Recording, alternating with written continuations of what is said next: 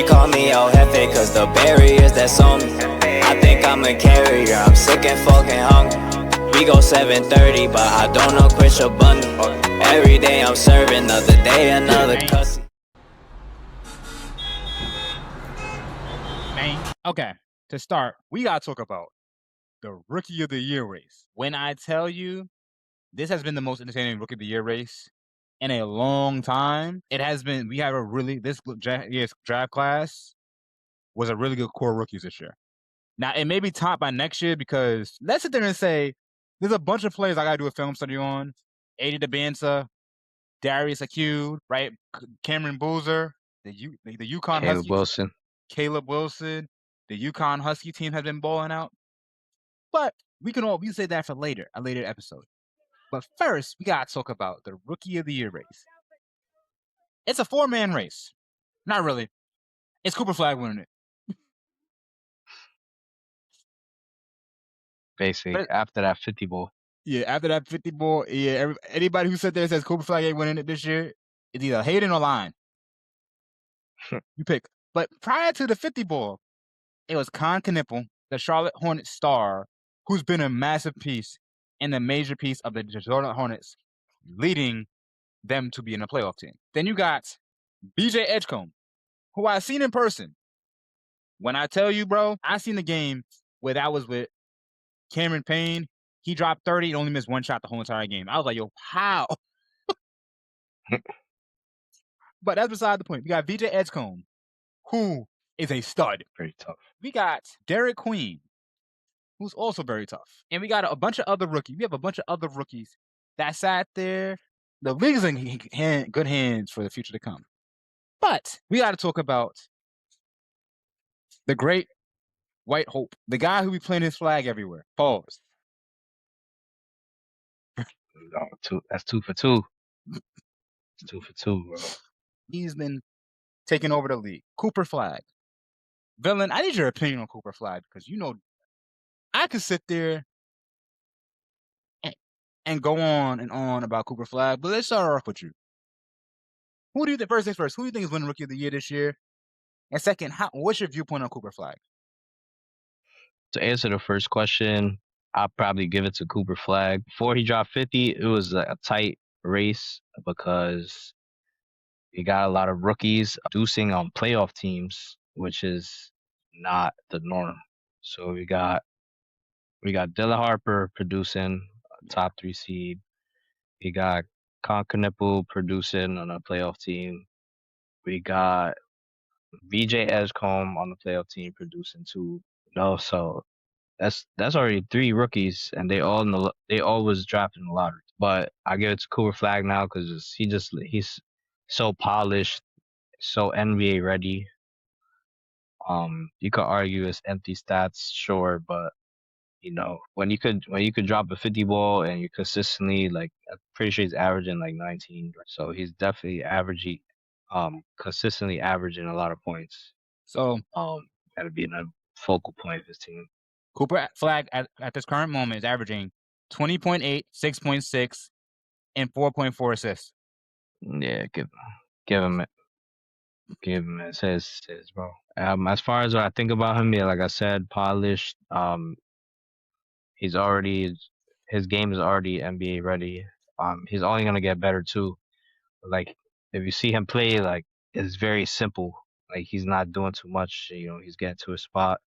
He's not wasting his dribbles. He's forcing it sometimes, but mainly like when he has a mismatch on is when he's forcing it. But he lets the game come to him. I think he's a great prospect for sure, and I can't wait till they put Kyrie back around him and get rid of Anthony Davis. It's a waste of a spot, bro. He's just injured all the time. Good for 20 games. Man, they call him always dinged for a reason. Always dinged. Man, oh man, I'm not gonna hold you. You said everything I can say. Listen to this one. I made 2 videos on Cooper Flagg. I'm gonna have to make a third one because he dropped 51 points. Like, there's nothing much I can sit there and say that I haven't said in the film study. But I'm gonna sit there. I'm gonna repeat myself. First things first. My biggest thing with Cooper Flagg is his jump shot. Right?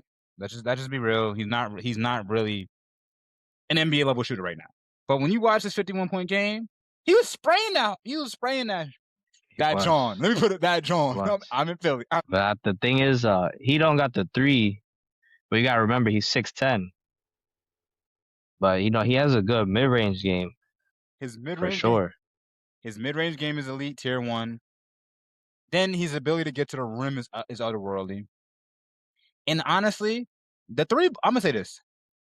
As someone who's just coming into the rookie, no rookie coming into the league right now is an elite 3-point shooter, minus Nipple. Like, think about this. Steph Curry had to find it. Took a couple years to find his stride. Anthony Edwards, percentage-wise, was not shooting at the same percentage that he was his rookie year that he is now. A lot of that is give him some time to develop, watch how he grows, see how he improves. Because in the end of the day, Cooper Flagg is a stud. Like, Cooper Flagg is a stud. We're gonna listen. For sure. This year's class and next year's class are gonna be in 5 years. I say 5 top 50 players from both this year's class and next year's class. I gotta agree with that. It's just the talent. The talent keeps getting better and better. Like, even in high school, we got that Tyran Stokes kid coming. Yeah, bro. We got Jason Crow, average like 50 points in California. What? Yeah, Jason Crow Jr. Shout out to him. Hope he stays healthy. Hope he keeps on loving the game. Hope he keeps on grinding. But 50 in high school is crazy. I'm not gonna hold you. Yeah, he's tough. But yeah, there's a lot of talent coming, man.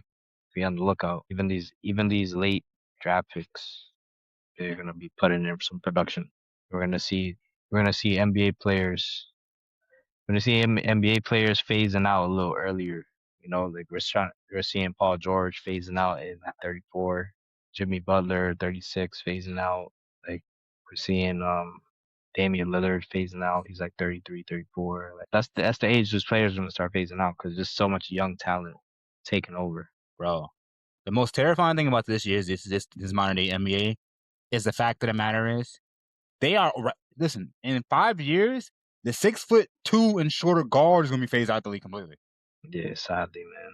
Sadly, I tell all my kids, like, y'all gotta be 10 times better than the person ahead of you. 10 times better than that kid that's 6'4", that he's okay at some things. You gotta be perfect at everything, because they not looking that way that much. I'm gonna say this about basketball. I don't care how good you are.